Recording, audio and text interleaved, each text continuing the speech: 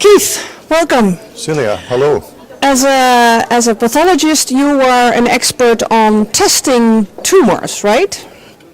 Yeah, I have quite a lot of experience now of dealing with molecular testing of lung cancers in particular. And what has changed in the last years in the testing of lung cancer? Well, the diagnosis of lung cancer has become much more complex and detailed in the last 5 to 7 years.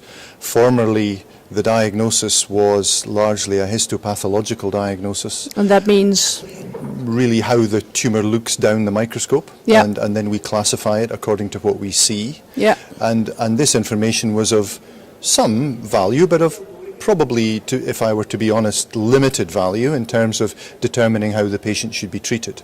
The biggest change that has happened in recent years is our ability to identify certain molecular changes in lung cancers which indicate the likelihood of response to particular therapies. Right. And those therapies are of, give considerable benefit to patients who have those molecular abnormalities. And why should lung cancer patients have their tumor tested properly?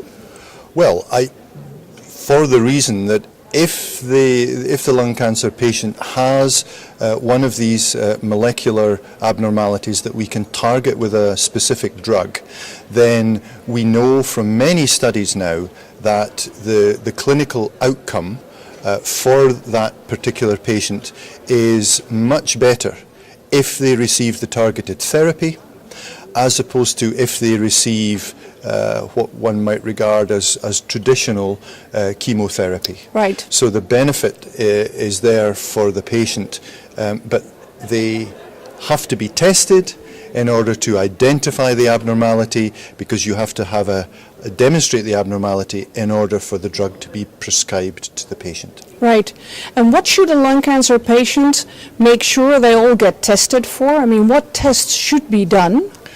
Well, to some extent it depends where the lung cancer patient lives and the health system that the patient is involved with. But for the vast majority of patients, there are rather frustratingly still only two what we might call routine molecular abnormalities that we should test for. The first is a little bit more common, and that is EGFR mutation.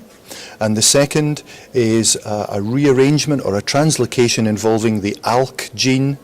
When that's present, that dictates that the patient would benefit from another type of drug. You're saying frustratingly only these two, yeah. But what do you think the optimal testing would be for a lung cancer patient? I still think that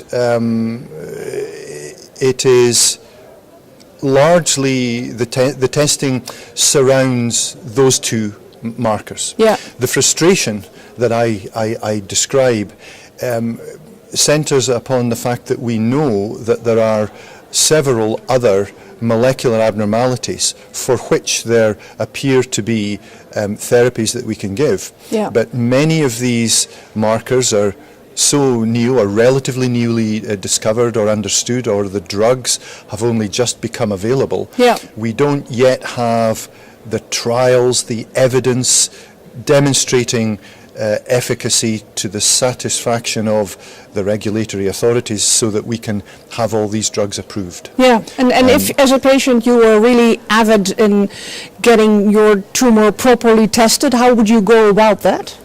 Well, I think the key thing is to ask your physician about the possibility of testing. Do I have the type of lung cancer that has a chance of having one of these abnormalities? And if so, make sure that the possibility of testing is pursued vigorously. Yeah. It does, of course, require that a sufficient amount of tumour material is available from the diagnostic process, so that the testing can be completed. And that means that enough tissue would have to be gotten out of a bronchoscopy or an operation, or absolutely. Yeah. And whilst one can understand patients' reluctance and often true discomfort around having the samples taken, the necessity of the samples is really been increased so much by the possibility of carrying out these molecular tests. So the tissue is very important to allow us, A, to make the appropriate diagnosis, and then to allow us to go on and do the molecular tests. But we need the material to work with. Sometimes we do recommend to patients, especially if we believe from what we understand of the patient's situation and their disease, that there is a higher probability of one of these what we call targetable molecular abnormalities.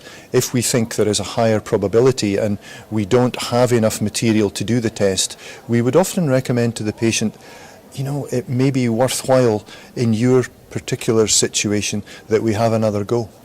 What could be the benefit for the patient of having your tissue put in a database?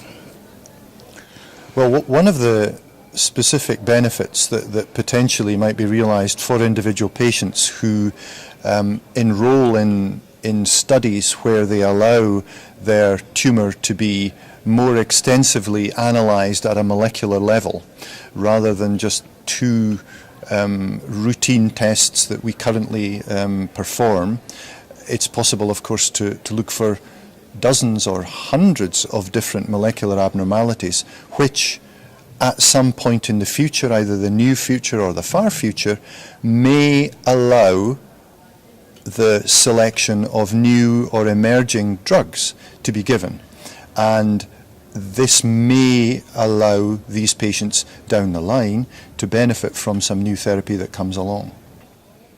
Thank you very much. Pleasure.